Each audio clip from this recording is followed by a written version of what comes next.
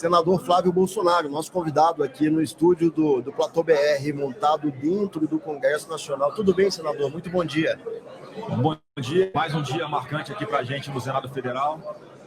Vamos eleger a mesa diretora para o próximo biênio e eu fico feliz aqui de o meu partido, o PL, ter conseguido construir um acordo que eu acho que finalmente vai conseguir dar um pouco mais de protagonismo, não só apenas para aqueles parlamentares que são do PL ou são do nosso bloco ou estão na oposição mediante a presidência de comissões importantes, e ao contrário do que aconteceu nos 2 anos anteriores, né, em que nós lançamos um candidato à presidência do Senado e aí ficamos 2 anos simplesmente sem presidência de comissões, sem um espaço institucional, republicano e democrático que não seria devido.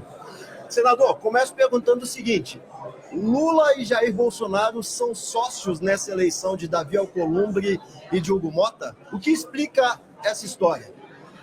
Olha, o Lula é sócio do lado ruim. Lula é sócio, né, como nós vimos quando os presidentes comemoraram a sua eleição, dessa galera que o Lula é sócio. Nós somos sócios do desenvolvimento, nós somos sócios da verdade, nós somos sócios do equilíbrio fiscal, da geração de empregos, da liberdade econômica, o que é completamente diferente.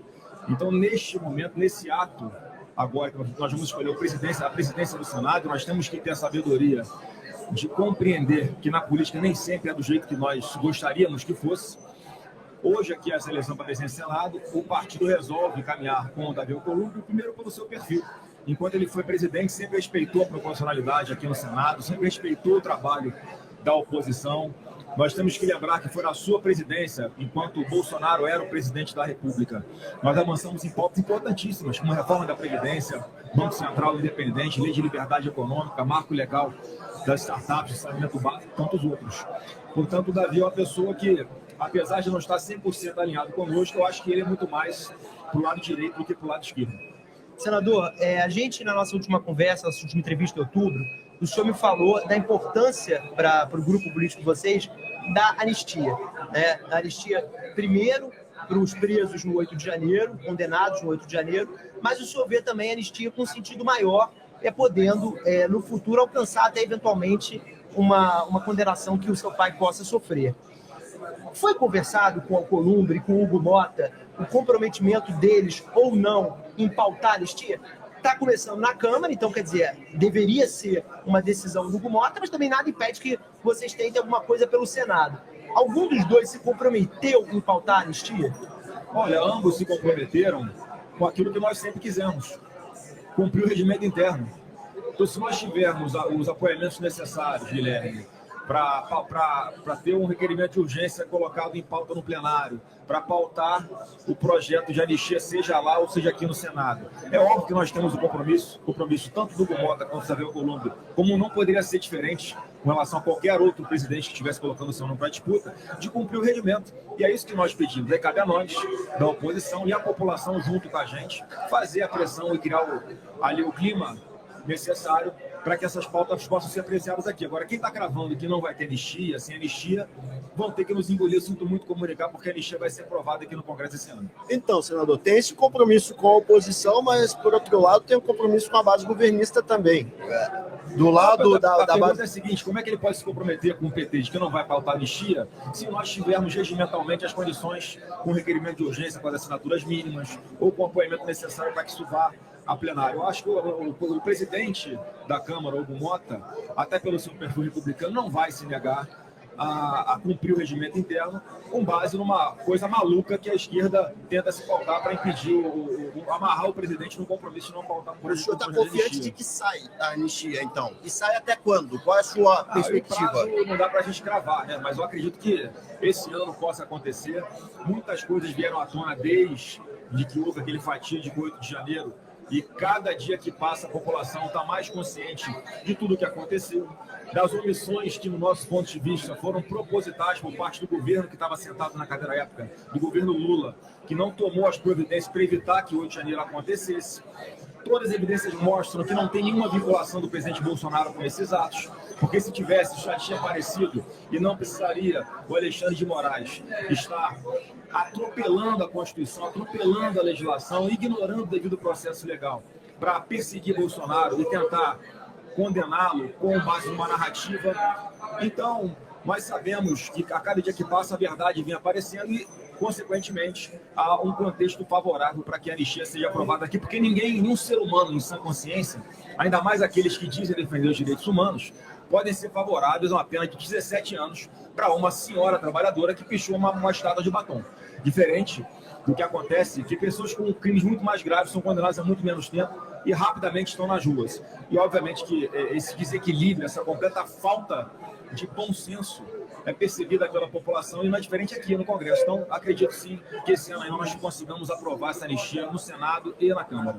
Senador, sempre que perguntados, o senhor, o seu pai, o Eduardo, seu irmão, dizem que o candidato em 26 chama-se Jair Bolsonaro.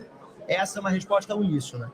Mas a gente está vendo que, à medida que o tempo vai passando, a forma que vocês falam, o próprio conteúdo do que o seu pai diz, está sofrendo umas mudanças. Na semana passada, ele deu uma entrevista em que ele fez conjecturas sobre nomes para 26 e falou apenas de 4 nomes como possíveis apoios que ele daria. O senhor, o seu irmão, a Michelle Bolsonaro, sua madrasta, e o Ratinho Júnior como um bom nome, não falou que o apoiaria. É uma grande mudança de tom. Eu lhe perguntei há 3 meses se o senhor é candidato em 26, renovarei essa pergunta agora, quero ver como é que vai sair. É candidato ao Palácio do Planalto em 2026? Eu pretendo ser candidato ao Senado Federal em 2026, vou tentar a reeleição, tem que falar na condicionante por causa da legislação eleitoral, não é nenhuma forma de tentar não responder a sua pergunta. A minha pretensão é ser candidato ao Senado. O que o presidente Bolsonaro respondeu nessa entrevista, na verdade, a repórter colocava alguns nomes e ele fazia os comentários sobre esses nomes. Não foi ele que sugeriu os nomes, foi a repórter. Então, eu fico satisfeito de ele ter feito elogios à minha atuação, a do meu irmão Eduardo, a Michelle, a Ratinho e todos os outros também. Mas não tenho dúvida, Guilherme, o presidente Bolsonaro será candidato em 2026, porque a condenação dele é por questões banais, né? Reunião com embaixadores e excesso de democracia, ao juntar muita gente no 7 de setembro aqui em Brasília, milhões de pessoas em todo o Brasil, e aí ele é condenado à inelegibilidade por abuso de poder político. Quer dizer, o excesso de liderança dele provocou a sua inelegibilidade, portanto, são condenações políticas e mudando o cenário político, ele tem a chance de voltar para o páreo. Senador, ainda falando de 2026, bom, como o Guilherme bem disse, hoje a situação concreta é que o ex-presidente Jair Bolsonaro não pode ser. Hoje a situação concreta que se tem é que o ex-presidente Jair Bolsonaro não pode ser candidato. Em se confirmando esse cenário, na avaliação do senhor, qual é o melhor nome do campo da direita? Olha, por que eu insisto no nome do Jair Bolsonaro e não é uma coisa, não é retórica, não é instrumento de defesa? Alguém imaginava que o Lula poderia ser candidato? Um cara que foi condenado por comandar o maior esquema de corrupção da história do nosso Brasil, condenado em todas as instâncias, desde a primeira, a segunda, STJ, STF, várias vezes teve lá os seus recursos indeferidos, negados pelo próprio Supremo Tribunal Federal.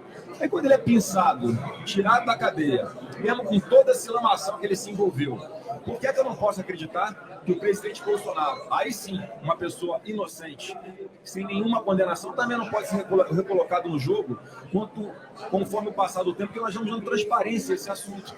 Nós vamos trazendo a verdade à tona, e cada vez, como foi a matéria do Glenn Greenwald e do Fábio Serapião, a Folha de São Paulo, mostrando a forma que o Alexandre de Moraes tocava esses inquéritos.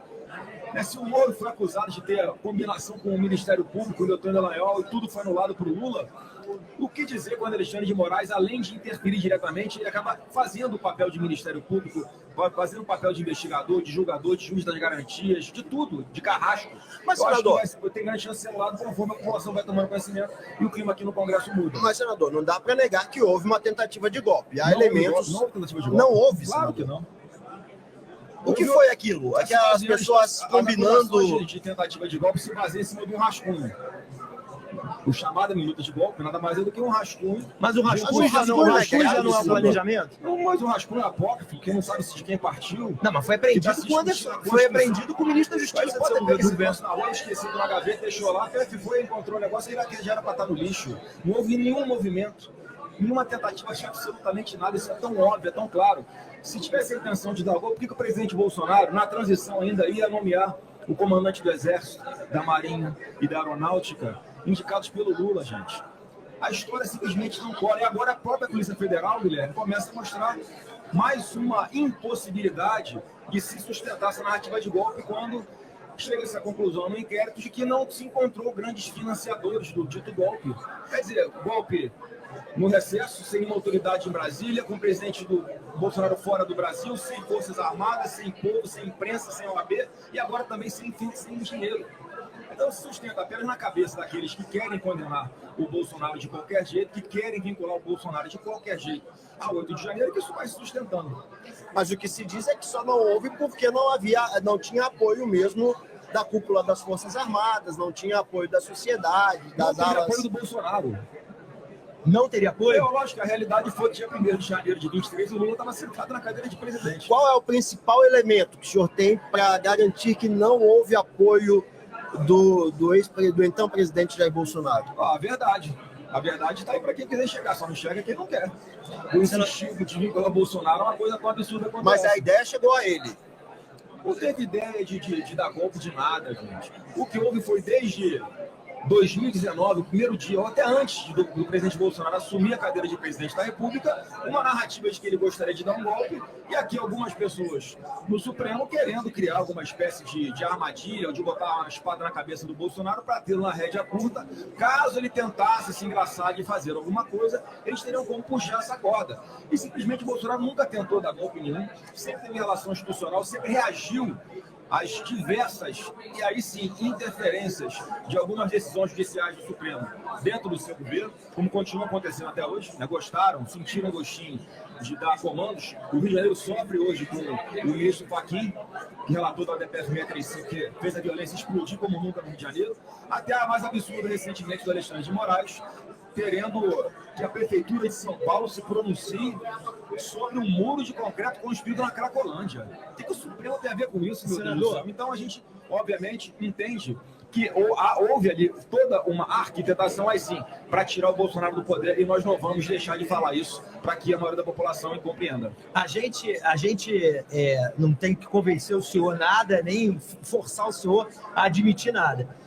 Alguns pontos aí do que o senhor falou, tem alguns fatos que são um pouco diferentes, e é aquela mesma coisa quando a gente discordou da urna ser confiável ou não. Não quero ver que vire um debate, só vou pontuar aqui.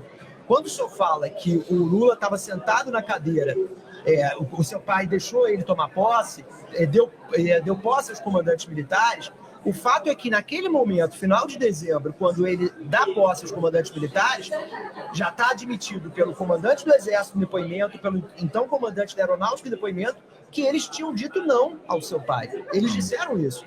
Eles disseram em depoimento, isso é um fato. Se eles estão mentindo, aí o senhor me disse que eles estão mentindo. Está nos autos. Mas eles disseram... Não, tudo bem, está nos autos, e eles não negaram que está nos autos. Eles não vieram, nem o então ministro do Exército, nem o então ministro da Aeronáutica, vieram a público dizer, olha, a PF mentiu.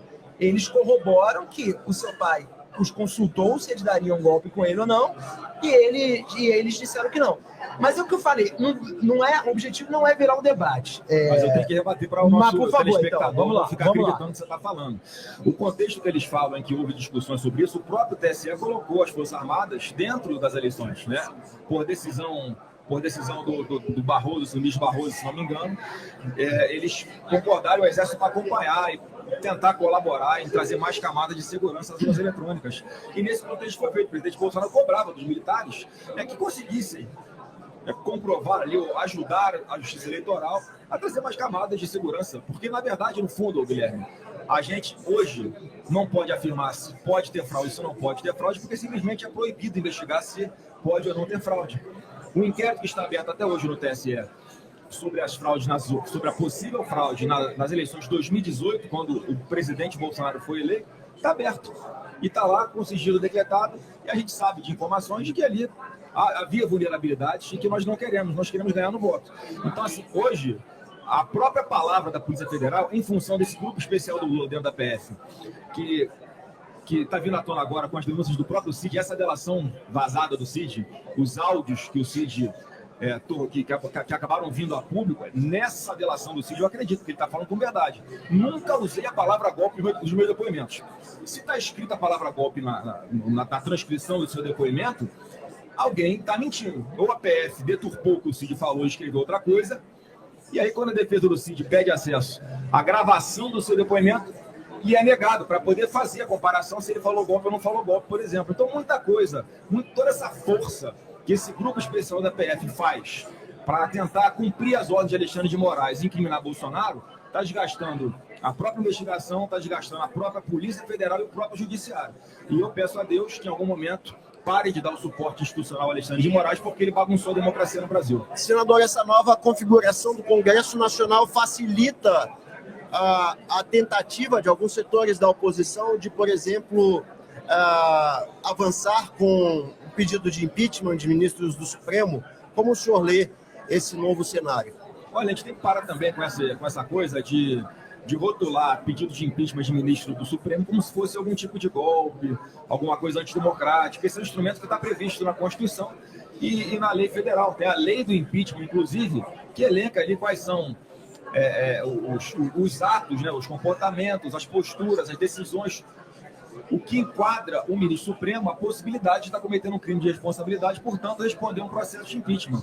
Eu não sei se a nova configuração das presidências vai caminhar para isso. O que eu posso falar aqui no Senado Federal é que eu acredito, pelo menos, que o Davi Alcolumbre, sendo eleito hoje, ele tem muito mais ânimo, muito mais vontade de tentar buscar institucionalmente o Supremo Tribunal Federal para que o que está acontecendo hoje pare de acontecer com uma perseguição implacável contra Bolsonaro e parlamentares de direita. Senador, qual foi o saldo da viagem dos Estados Unidos?